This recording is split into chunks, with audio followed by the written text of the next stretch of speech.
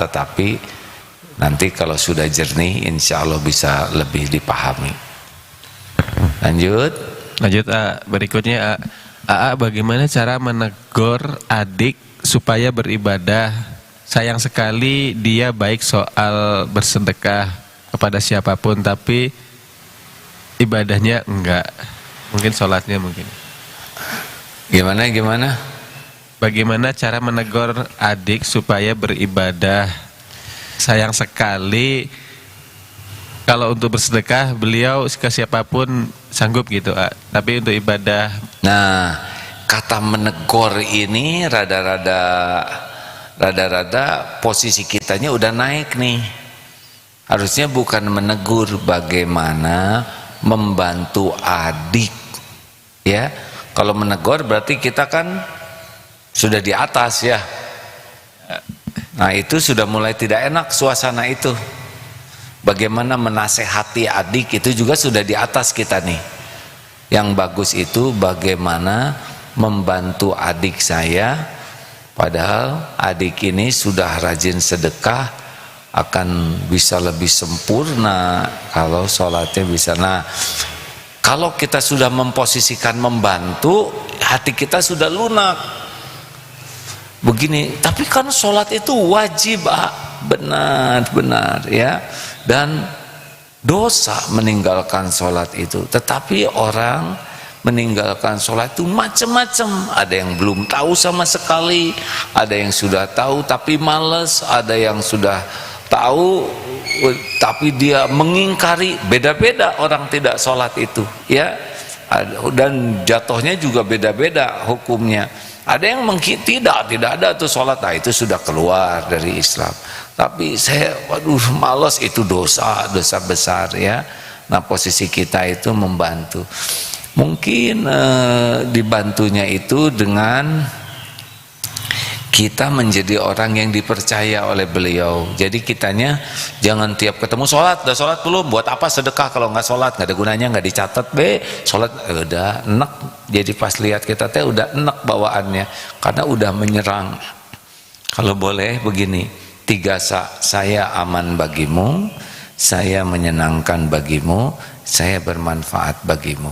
Kalau posisi kita udah tidak menjadi ancaman, posisi kita menyenangkan dia dan dia mendapat manfaat, biasanya kita didengar. Tidak harus langsung frontal, sekali lihat tidak harus sholat. Benar, idealnya begitu, harus segera sholat, tapi takut keburu mati. Benar, itu ideal, tapi faktanya semuanya itu ada proses. Seperti pengharaman khamr dan pengharaman judi, khamr satu grup, dan riba itu bertahap itu. Nah, begitulah. Jadi coba amalkan dulu 3 asa.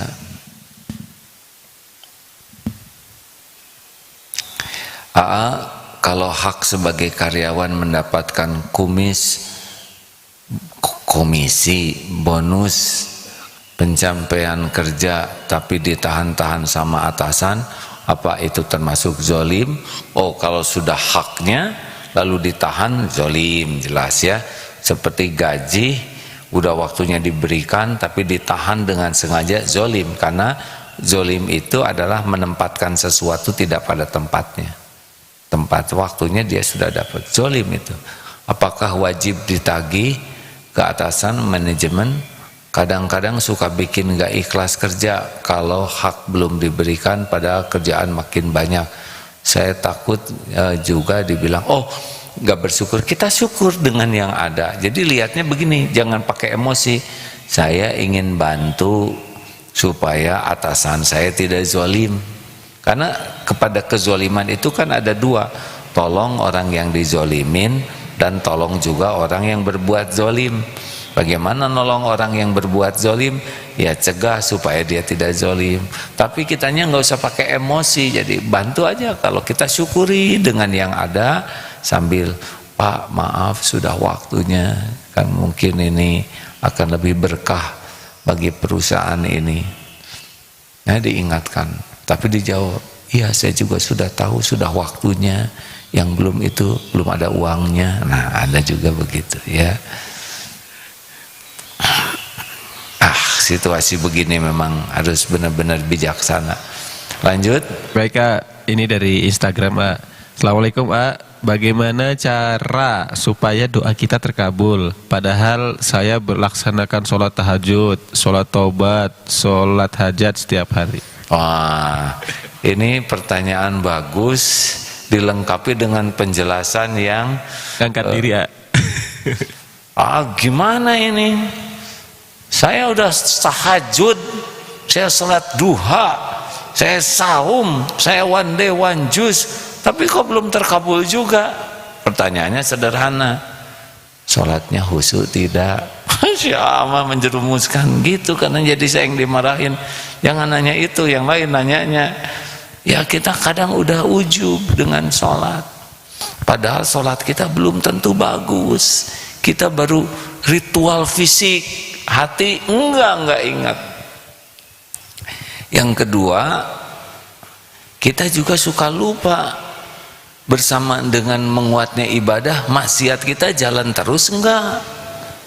Jangan-jangan kita sholat ditambah, tapi zina mata, mulut suka gibah, pikiran suudzon, banyak maksiat. Itu juga dievaluasi. Tapi kalau alhamdulillah rasanya sholat saya lebih baik, ngaji juga lebih tenang, dan saya menjaga diri, boleh jadi yang diminta itu belum pas waktunya. Jadi jangan ngotot. Allah itu harus sesuai dengan keinginan kita, karena Allah Maha tahu bentuk yang terbaik, pengabulannya, waktu yang paling tepat. Dan Allah memperhatikan tuh kita sholatnya seperti apa, hatinya seperti apa. Jadi tidak hanya urusan waktu doa saja ya, Allah memperhatikan kita, tapi dalam setiap saat perilaku kita. Jadi jangan merasa saya sudah sholat tahajud, saya sudah saum. Nah itu juga udah kelihatan oleh Allah bagaimana kualitas tahajudnya, bagaimana kualitas saum. Tapi selain itu juga kan Allah memperhatikan ya kelakuan kita setiap saat, pikiran kita. Jadi tidak cukup hanya merasa sudah, tapi harus dievaluasi terus.